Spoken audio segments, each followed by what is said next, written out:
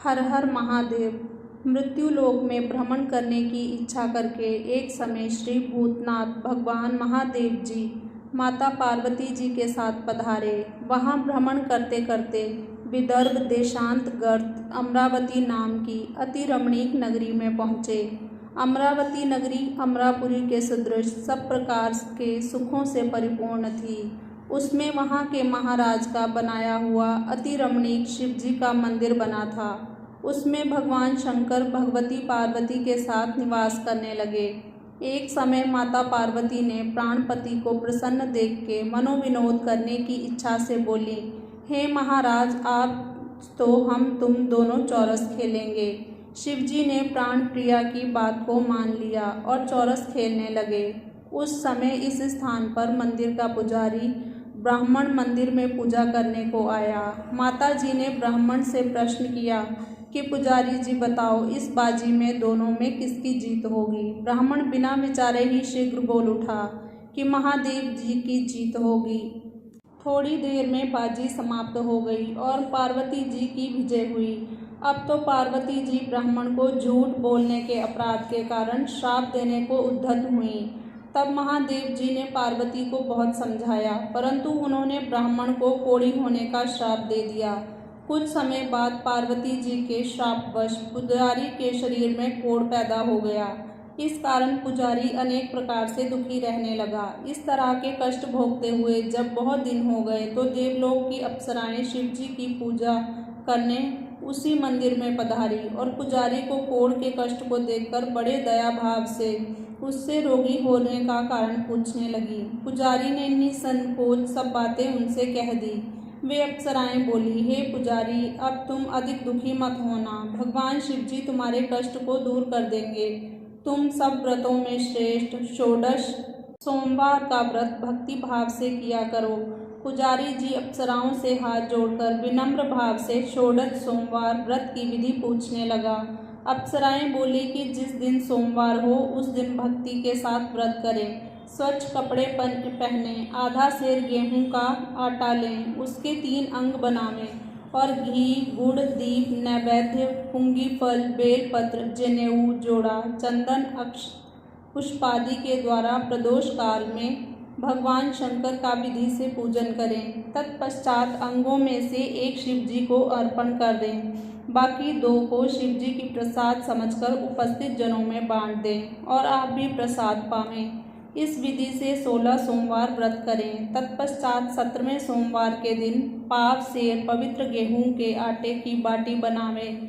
तदनुसार घी और गुड़ मिलाकर चूरमा बनावें और शिव जी का भोग लगाकर उपस्थित भक्तों में भी बांटें। पीछे आप सपरिवार प्रसाद लें तो भगवान शिव जी की कृपा से उसके मनोरथ पूर्ण हो जाते हैं। ऐसा कहकर अप्सराएं स्वर्ग को चली गईं। ब्राह्मण ने यथाविधि षोडश सोमवार व्रत किया तथा भगवान शिव जी की कृपा से रोग मुक्त होकर आनंद से रहने लगा। कुछ दिन बाद जब फिर शिव जी और पार्वती उस मंदिर में पधारे, तब ब्राह्मण को निरोग देखकर पार्वती जी ने ब्राह्मण से रोग मुक्त होने का कारण पूछा तो ब्राह्मण ने 16 सोमवार की व्रत की कथा कह सुनाई। तब तो पार्वती जी अति प्रसन्न होकर ब्राह्मण से व्रत की विधि पूछकर व्रत करने को तैयार हुई। व्रत करने के बाद उनकी मनोकामना पूर्ण हुई तथा उनके रूठे पुत्र स्वामी कार्तिकेय स्वयं माता के आज्ञाकारी हुए।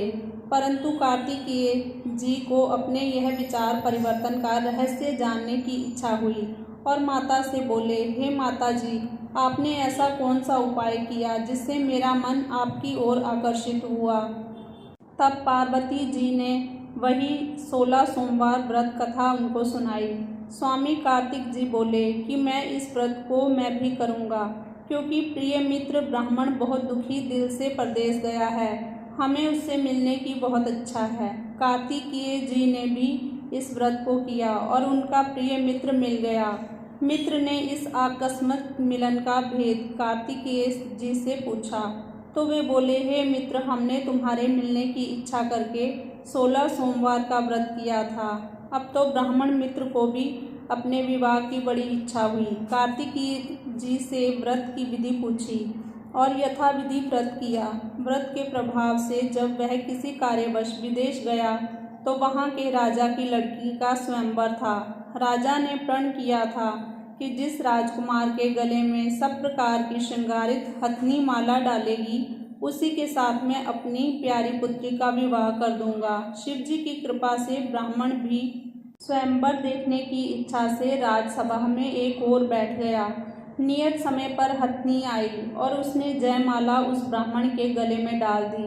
राजा की प्रतिज्ञा के अनुसार बड़ी धूमधाम से कन्या का विवाह उस ब्राह्मण के साथ कर दिया गया।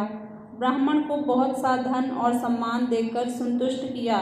ब्राह्मण सुंदर राजकन्या पाकर सुख से जीवन व्यतीत करने लगा। एक दिन राजकन्या ने अपने पति से प्रश्न किया, हे प्राणनाथ, आपने ऐसी कौन सी भारी पुण्य किया जिसके प्रभाव से हथिनी ने सब राजकुमारों को छोड़कर आपको वरण किया। ब्राह्मण बोला, हे प्राण प्रिय, मैंने अपने मित्र कार्तिकेय जी के कथनानुसार 16 सोमवार का व्रत किया था, जिसके प्रभाव से मुझे तुम जैसी स्वरूपवान पत्नी की प्राप्ति हुई है।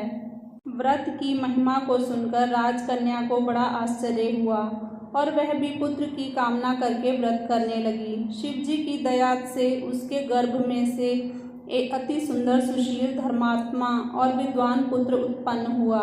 माता पिता दोनों उस देव पुत्र को पाकर अति प्रसन्न हुए और उसका लालन पालन भली प्रकार से करने लगे।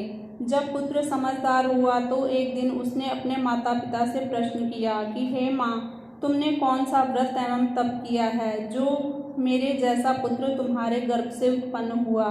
माता ने पुत्र का प्रबल मनोरथ जानकर अपने किए हुए 16 सोमवार व्रत की विधि सहित पुत्र को बताया। पुत्र ने ऐसे सरल व्रत को और सब तरह से मनोरथ पूर्ण करने वाला सुना तो वह भी इस व्रत को राज्याधिकार पाने की इच्छा से हर सोमवार को यथाविधि व्रत करने लगा। उसी समय एक देश के वृद्ध राजा के दूतों ने आकर उसको राजकन्या के लिए वरण किया।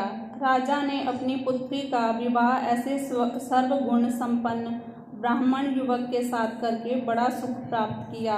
वृद्ध राजा के दिवंगत हो जाने पर उसी ब्राह्मण बालक को गद्दी पर बिठाया गया, क्योंकि दिवंगत राजा के कोई पुत्र नहीं था।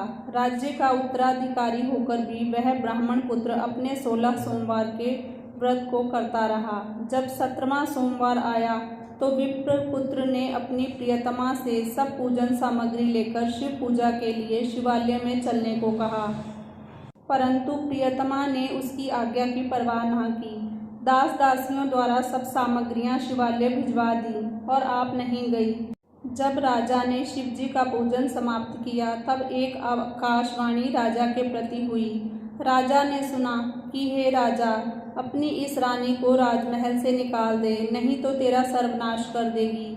आकाशवाणी को सुनकर राजा के आश्चर्य का ठिकाना नहीं रहा और तत्काल ही मंत्रागृह में आकर अपने सभासदों को बुलाकर पूछने लगा कि हे मंत्रियों, मुझे आज शिव जी की वाणी हुई है कि राजा तू अपनी इस रानी को निकाल दे, नहीं तो ये तेरा सर्वनाश कर देगी। राजसभाएं, मंत्री आदि सब बड़े विस्मय और दुख में डूब गए, क्योंकि जिस कन्या के कारण राज मिला है उसी को निकालने का जाल रच रहा है। यह कैसे हो सकेगा। अंत में राजा ने उसे अपने यहाँ से निकाल दिया। रानी दुखी हृदय से भाग्य को कोसती हुई नगर के बाहर चली गई।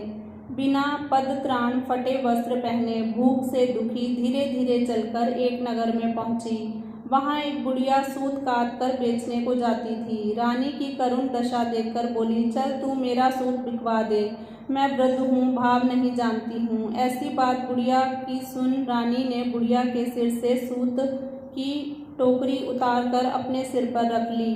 थोड़ी देर बाद आंधी आई और बुढ़िया का सूत पोटली के सहित उड़ गया।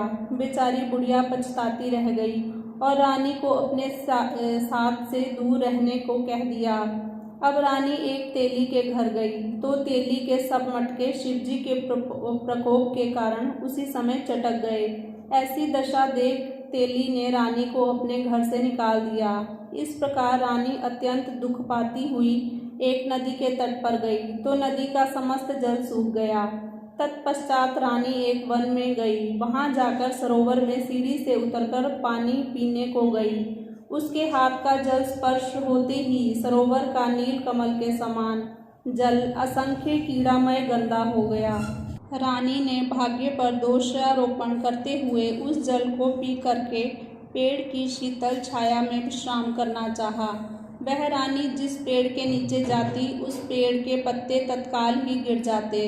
वन और सरोवर जल की ऐसी दशा देखकर गौ चराते ग्वालों ने अपने गुसाई जी से, जो उस जंगल में स्थित मंदिर में पुजारी थे, यह बात बताई।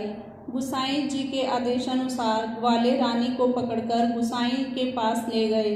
रानी की मुख कांति और शरीर शोभा देखकर गुसाई जान गए कि ये अवश्य ही कोई विधि की गति की मारी कुलीन स्त्री है। ऐसा सोचकर पुजारी जी ने रानी से कहा कि हे पुत्री, मैं तुमको अपनी पुत्री के समान रखूंगा। तुम मेरे आश्रम में ही रहो, मैं तुमको किसी प्रकार का कष्ट नहीं दूंगा। गुसाई के ऐसे वचन सुनकर रानी को धीरज हुआ और आश्रम में रहने लगी। परंतु आश्रम में रानी जो भोजन बनाती उसमें कीड़े पड़ जाते, जल भरकर लाती उसमें कीड़े पड़ जाते। अब तो गुसाई जी भी दुखी हुए और रानी से बोले कि हे बेटी, तुम्हारे ऊपर कौन से देवता का कोप है जिससे तुम्हारी ऐसी दशा हुई है। पुजारी की बात सुन रानी ने शिवजी महाराज के पूजन का बहिष्कार करने की कथा सुनाई। तो पुजारी शिवजी महाराज की अनेक प्रकार से स्तुति करते हुए रानी से बोले कि देवी, तुम सब मनोरथों के पूर्ण करने वाले 16 सोमवार व्रत को करो, उसके प्रभाव से आपके कष्ट से मुक्त हो सकोगी। गुसाई की बात सुनकर रानी ने 16 सोमवार व्रत को विधिवत संपन्न किया और 17वें सोमवार को पूजन के प्रभाव से राजा के हृदय में विचार उत्पन्न हुआ कि रानी को गए बहुत समय व्यतीत हो गया, ना जाने वह कहाँ कहाँ भटकती होगी, ढूंढना चाहिए। यह सोचकर रानी को तलाश करने के लिए चारों दिशाओं में दूत भेजे। वे दूत रानी को देखते हुए पुजारी के आश्रम में पहुँचे। वहाँ रानी को पाकर पुजारी से रानी को मांगने लगे, परंतु पुजारी ने उनको मना कर दिया। तो दूत चुपचाप लौटे और आकर महाराज के सन्मुख रानी का पता बतलाया। रानी का पता पाकर राजा स्वयं पुजारी के आश्रम में गए और पुजारी से प्रार्थना करने लगे कि हे महाराज, जो देवी जी आपके आश्रम में रहती हैं वे मेरी पत्नी हैं। शिव जी के कोप से मैंने इन्हें त्याग दिया था। अब इस पर से शिव का कोप शांत हो गया है, इसलिए मैं इन्हें ले जाने आया हूँ। आप इनको मेरे साथ जाने की आज्ञा दे दीजिए। गुसाई जी ने राजा के वचन को सत्य समझकर रानी को राजा के साथ जाने की आज्ञा दे दी। गुसाई जी की आज्ञा पाकर रानी प्रसन्न होकर राजा के साथ महल में आई। नगर में अनेक प्रकार के पधावे बजने लगे। नगर निवासियों ने नगर के दरवाजे तथा नगर को तोरण बंधनवारों से विविध विधि से सजाया। घर घर में मंगल गान होने लगे। पंडितों ने विविध वेद मंत्रों का उच्चारण करके अपनी राजरानी का स्वागत किया। ऐसी अवस्था में रानी ने पुनः अपनी राजधानी में प्रवेश किया। महाराज ने अनेक तरह से ब्राह्मणों को दान आदि देकर संतुष्ट किया। याचकों को धन धान्य दिया। नगरी में स्थान स्थान पर सदा व्रत खुलवाए, जहाँ भूखे लोगों को भोजन मिलता था। इस प्रकार से राजा शिवजी की कृपा का पात्र हो राजधानी में रानी के साथ अनेक तरह से सुखों का भोग करते हुए सोमवार का व्रत करने लगा। विधिवत शिव पूजन करते हुए इस लोक में अनेकानेक सुखों को भोगने के पश्चात शिवपुरी को पधारे। ऐसे ही जो मनुष्य मनसा वाचा कर्मणा द्वारा भक्ति सहित 16 सोमवार का व्रत पूजन इत्यादि विधिवत करता है, वे इस लोक में समस्त सुखों को भोग कर अंत में शिवपुरी को प्राप्त होता है। यह व्रत सब मनोरथों को पूर्ण करने वाला है। बोलो शंकर भगवान की जय।